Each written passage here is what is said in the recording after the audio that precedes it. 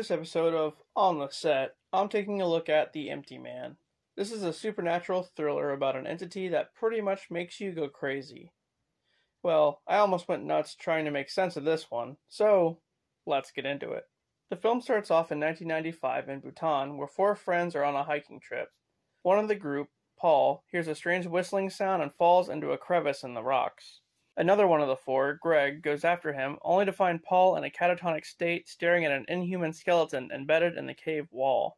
With Paul still unresponsive, the group hides out in a cabin while a snowstorm hits. Ruthie, who seems to be Paul's girlfriend, grows increasingly concerned when he wakes her up by whispering gibberish in her ear. Then, after the other two, Greg and Fiona, leave, Ruthie runs outside, asking a passerby for help. But it's not a passerby, it's an evil entity, the very same one that's possessing Paul. So that's not good. The next day, they find Paul sitting in front of a suspension bridge. All of a sudden, Ruthie stabs Greg to death and slits Fiona's throat, throwing all three of them off a cliff. It's pretty wild. So this brings us to modern day, where we meet James, a former detective. He embraces his neighbor Nora, who just found out her daughter Amanda has run away. Only by leaving a message in blood saying that the Empty Man made her do it. Well, you know what the Empty Man didn't make you do? Clean up this damn mess. After that, James meets with Amanda's friend Devara, who tells him that not too long ago, her and Amanda were with a group of friends on a bridge and decided to summon the Empty Man, a local legend. You do this by going to a bridge and blowing into an empty bottle while thinking of the entity. That's pretty gross on itself. Who would just pick up a used bottle and blow into it? What if a crackhead or a homeless person put their mouth on there? Well, you know what? Never mind. It's just a movie, right? Anyway, so there were like 7 kids in this group, and they all seemed to do it. The following day, Devara sees Amanda whispering into a kid's ear, just like what Paul did to Ruthie. Meanwhile, James goes around town to find Amanda's friends, but none of them are around.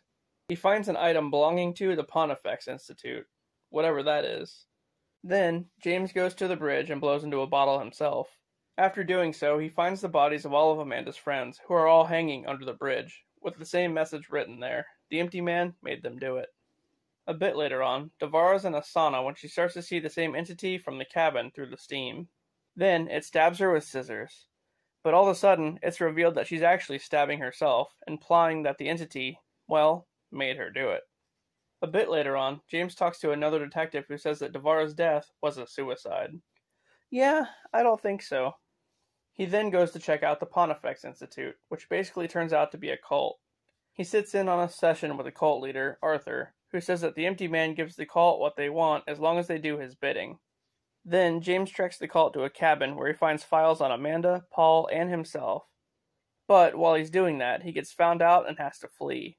James contacts Nora and tells her that her daughter is basically in a cult, and then he gets attacked by a cult member who tells him about Paul and how Paul is the vessel for the Empty Man. So Paul's pretty much been possessed since like the mid-90s. Afterward, James goes to the hospital to find not only Paul, but Amanda too. Amanda tells him that Paul is dying and the Empty Man needs a new vessel. Also that everything James knows is a lie, and that he's the new vessel himself. Pretty much what they're saying is that James never existed. The cult just believed him into being, like they just manifested him through thought. And they only did so he can become a new vessel for the Empty Man. It really doesn't make much sense, honestly. Like, so is he a real person, or was he just made up? I don't know. After hearing all this, James calls Nora, but shockingly, she has no idea who she is. Then, the Empty Man comes and possesses James, turning into goop and flying into his mouth. It's a pretty wild scene. Not too long after, James finds himself in Paul's hospital room, where he kills Paul, now possessed by the entity himself, all while the nursing staff bows to him. The end. Alright, well this one was pretty insane. So there's an entity that possesses you to do what? Give you what you want in exchange for doing its bidding? But, what's its bidding? To kill you? So the entity possesses you to make you kill yourself? That's pretty ridiculous. Also, what the hell was that weird skeleton at the beginning? They didn't explain that at all. Overall, it was a decent movie. The plot was pretty good, but there were a lot of holes in it. And what about James? So he wasn't a real person? The cult believed him into being and he just like appeared? And then they gave him like a fake backstory and he believed himself to be real? Anyway, this movie stars James Badgedale, the guy who played Savin in Iron Man 3. And to me, It was pretty much like a knockoff Slender Man movie or something. Alright, well, head on over to Hulu and check it out. Thanks for watching, and I'll see you guys later.